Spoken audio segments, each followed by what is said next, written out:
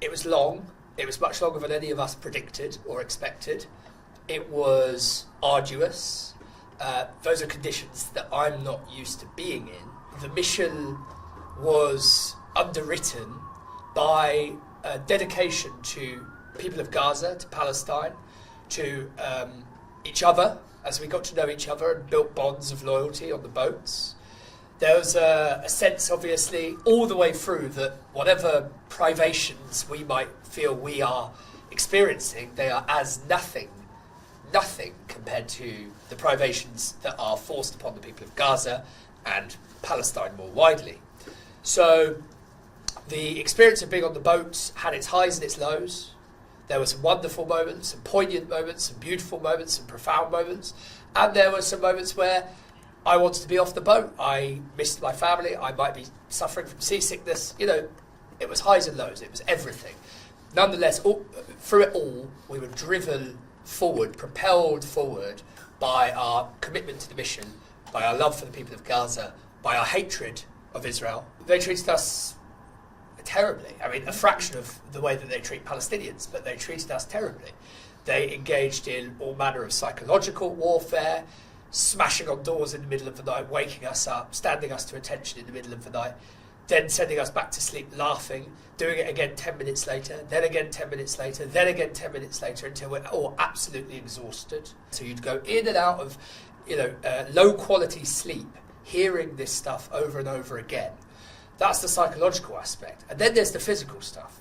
They dispensed of people's medicine, essential medicine. They threw it in the bin, laughing in their faces. People with heart conditions, elderly people, people who suffer from severe depression, who need medicines to stop them from having seizures. They deprived us of water. They made us drink feculent water, water infected with feces, for God's sake. These people are behaving like animals, and they're treating us as though we are beneath animals. I saw food delivered to people crawling with insects, cockroaches in our rooms. They practiced violence on more than one woman that I have personal testimony from, in some cases sexual violence as well. These are obvious crimes against humanity.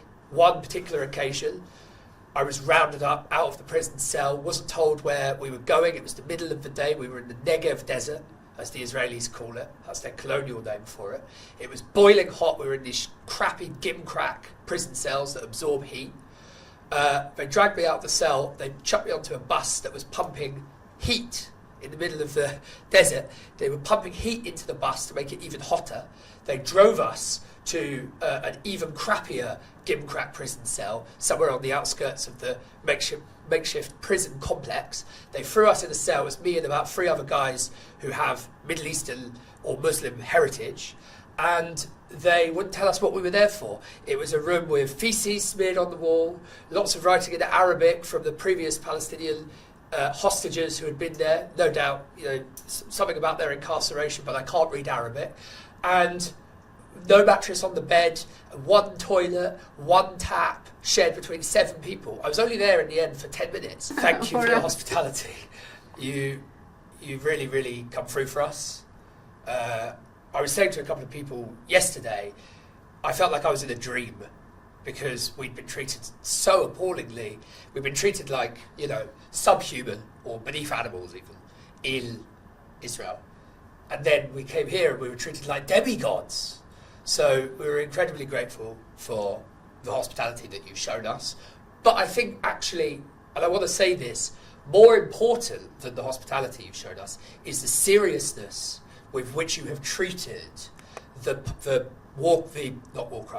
crimes against humanity that Israel inflicted upon us. So the fact that we were taken to a hospital to be examined, and the fact that as well as being examined, you also took up legal testimony. The reception in Turkey was no less wonderful and exuberant, and so we're really, really grateful for the reception that we received here, the treatment that we've had.